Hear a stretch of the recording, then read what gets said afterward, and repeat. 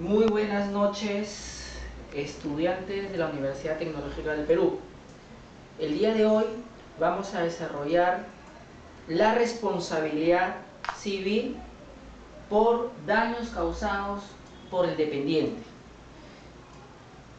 La regulación al respecto está contemplado en el artículo 1981 del Código Civil.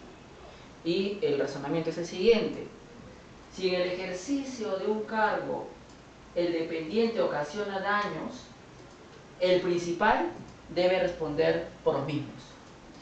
El artículo se refiere al ejercicio de un cargo, no hace distinción si es un ejercicio regular o irregular, por lo que debemos comprender ambos supuestos.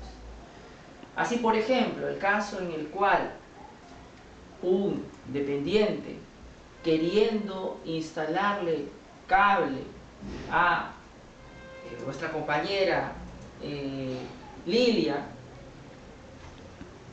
en el momento de su colocación hace caer un cuadro fino y este se deteriora, en ese caso principal, en este caso por ejemplo Telefónica, debería responder por los daños causados por el actuar del dependiente, ¿no?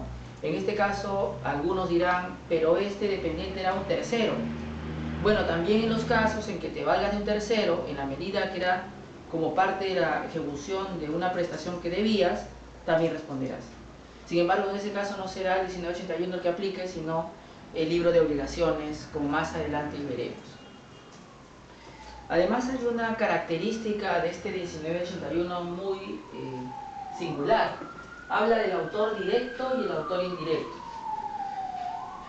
Es una categoría que solamente aparece en el ámbito de la responsabilidad civil extracontractual y sin embargo no parece tan feliz porque el 1981 contempla supuestos donde no podríamos observar claramente un autor directo e indirecto. Ejemplo, en este caso del señor que pone el cable, evidentemente el autor indirecto no va a ser Telefónica, porque Telefónica nunca quiso que se cayera tu cuadro, al contrario, quiso que se instalara bien el cuadro sin daño. Entonces aquí no pudiéramos hablar de autoría. El código tristemente lo contempla así. Quizás pensando en supuestos donde haya ilícitos. Por ejemplo, en el caso que vuestra compañera Lilia sea una niña pequeña que está en el colegio y que sus compañeras Estefanía y Silvia empiezan a, de alguna forma, ensañarse con ella haciéndole bullying. Entonces, en ese caso podríamos hablar de dos autores, ¿no? De instigadores, de incitadores. Pero en los casos de ordinarios, donde se refiere a organizaciones empresariales, no. En ese caso no se podría hablar de una autoría directa o indirecta. Quizás, como comentábamos en clases pasadas, en el caso de la parada, donde se pagó a ampones para que destruyan puestos y causen desmanes, ahí sí se pueda referir uno a autores indirectos, como aquellos que pagan, y autores directos, como los ampones, pues, que asaltan los puestos aledaños a la parada, como es Gamarra. Ahí sí. Pero en general no es feliz la terminología, en razón a que está más pensada a hechos delictivos y no necesariamente a temas civiles. En fin, siendo la responsabilidad civil extracontractual tan asociada al tema de delitos, no es extraño que hayan algunas categorías como estas. Ahora a lo que quisiera referirme son a supuestos específicos de responsabilidad civil derivadas de daños causados por los dependientes imputables al principal. Y uno de esos casos son las detenciones arbitrarias. Justamente cuando te detienen sin causa justa, por el único hecho a veces de parecerte a un delincuente o haberte confundido con tal, se incurre en una responsabilidad civil en la medida que violentan tu libertad individual. En la medida que, no solo eso, sino como le ocurrió a uno de mis estudiantes en la Universidad San Juan Bautista, por el mérito de vivir en el Callao se le interviene y a su mascota, que era un pitbull, cuando éste quiere defender a su amo, le disparan y lo matan, lo encarcelan 15 días diciendo que tiene droga y luego se prueba que era inocente. Evidentemente mataron a su perro sin ninguna causa, el animal lo único que hizo fue defender a su dueño y sin embargo se le dio muerte y el dueño al final era inocente, no tenía por qué ser intervenido. Entonces por esos 15 días de detención evidentemente debería recibir una reparación, cosa que normalmente no ocurre, pero debería, a partir de que la Constitución reconoce la indemnización por detenciones arbitrarias y errores judiciales. Siguiente. Al respecto hay una ley que debería estarse cumpliendo y no lo está.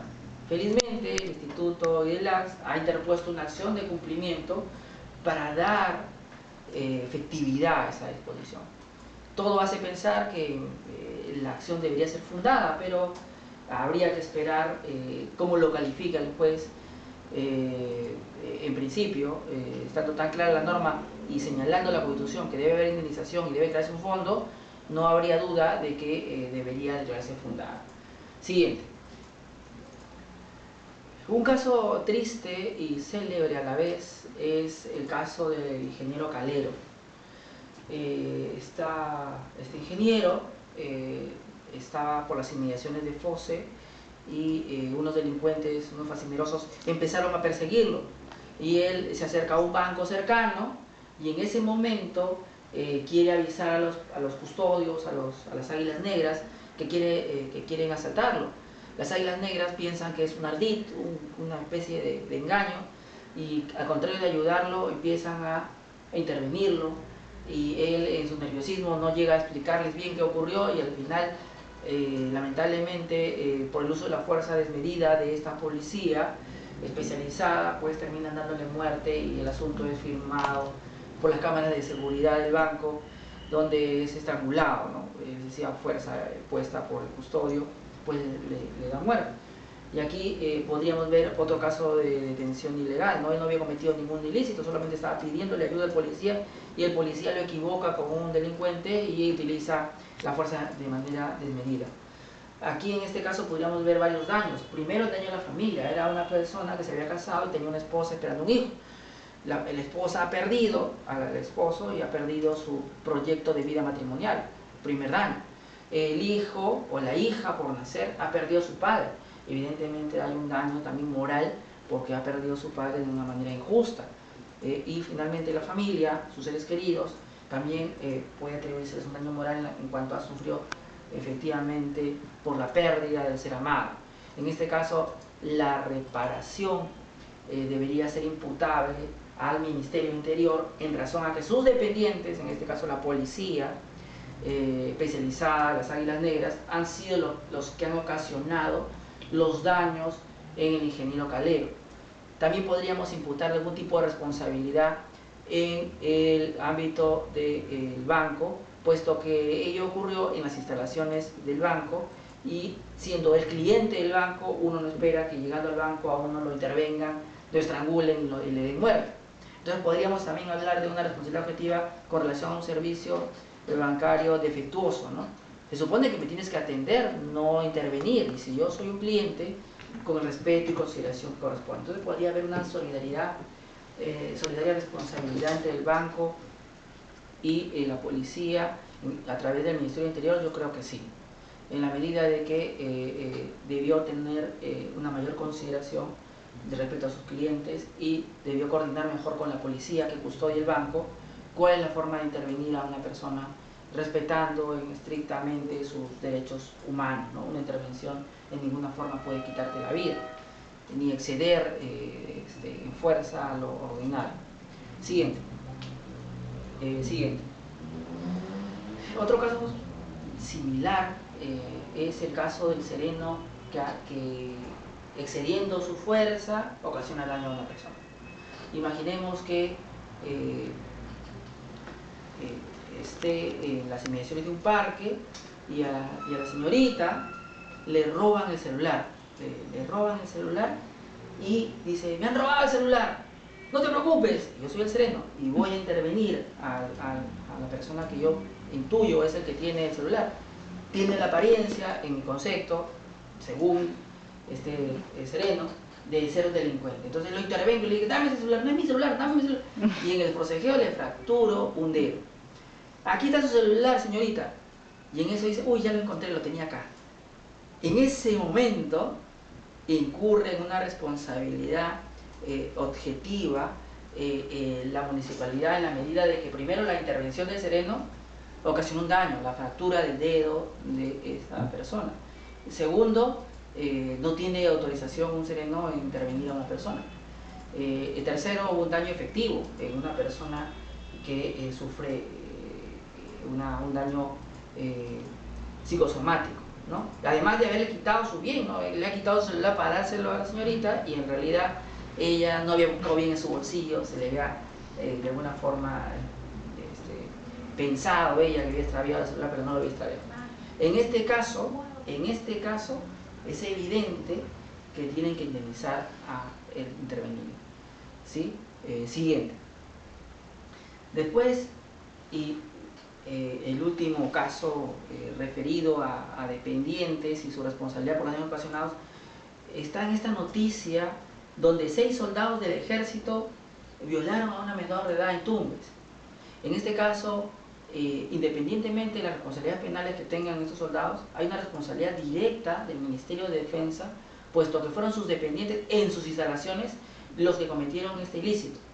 Y ahí no tengo que probar que hubo dolo o culpa, simplemente al realizarlo sus dependientes y generar un daño en la indemnidad sexual de esta menor, tiene que indemnizarse. En conclusión, y para cerrar esta primera parte de la exposición, tendríamos que decir que la responsabilidad civil del principal por los daños generados por el dependiente es una responsabilidad de carácter objetiva, donde el factor de atribución es garantía o riesgo y donde la intencionalidad, entendida como dolo o culpa, no interesa.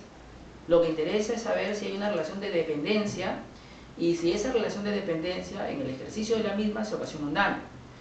No es lo mismo que ese señor de cable mágico que va a cambiarle el cable a una persona ocasione daños al instalarlo, o que con motivo de ponerte el cable, de casualidad te lleve tu Galaxy 4, tu BlackBerry 10, entre comillas de casualidad porque se lo está hurtando.